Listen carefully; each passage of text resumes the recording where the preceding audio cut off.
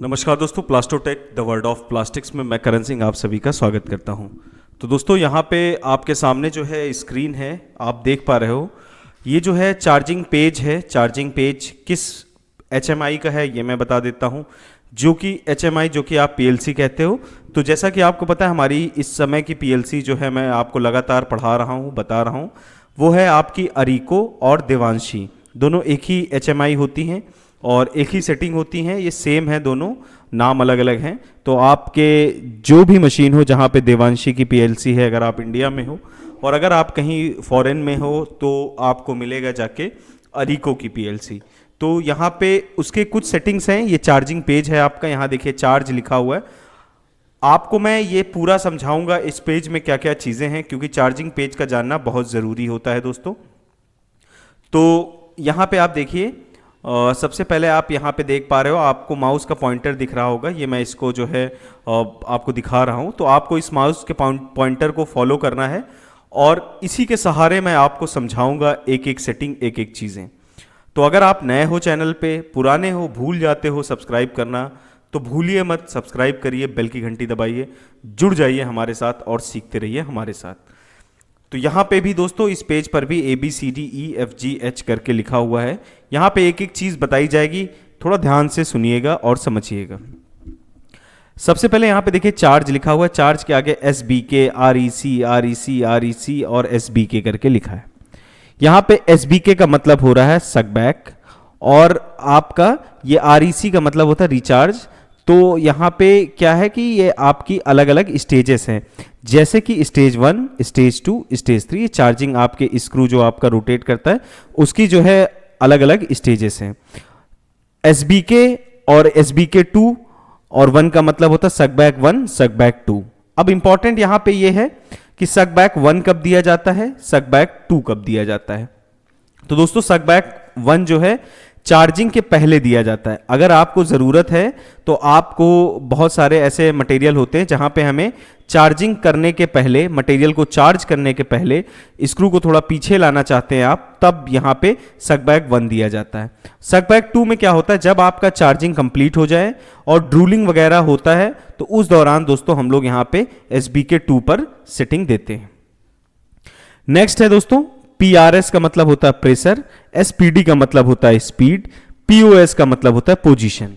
तो दोस्तों ये बात कर रहा है अलग अलग प्रेशर, स्पीड, पोजीशन। जैसे कि यहाँ पे SBK 1 की ये प्रेशर, यहाँ पे आप प्रेशर सेट करोगे, यहाँ पे स्पीड, यहाँ पे इसका पोजीशन।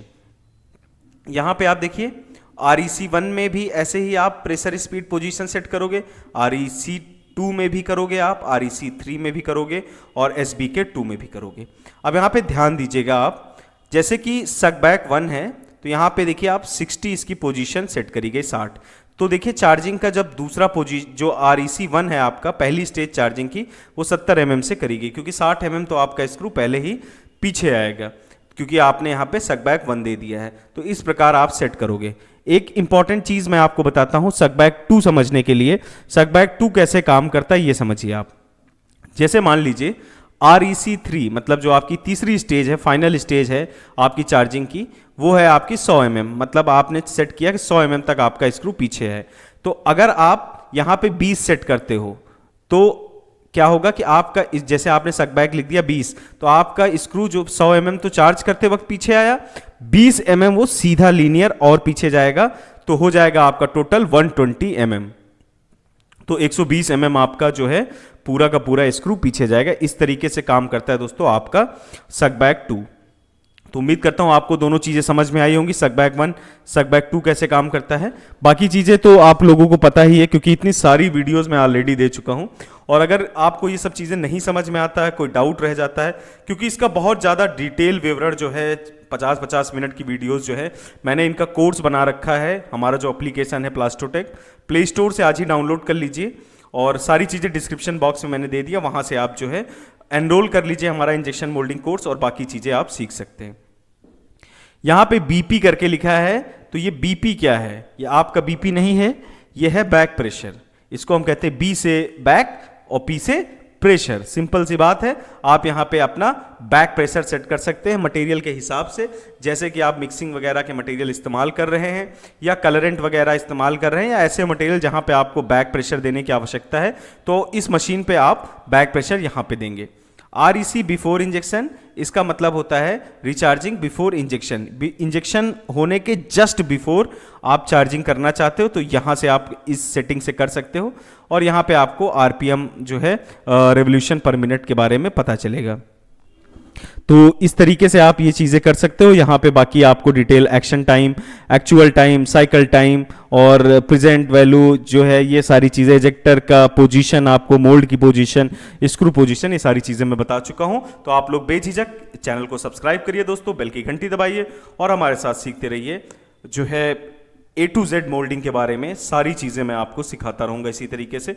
मिलते हैं अगली वीडियो में दोस्तों, अगला टॉपिक लेके। तब तक के लिए नमस्कार, धन्यवाद।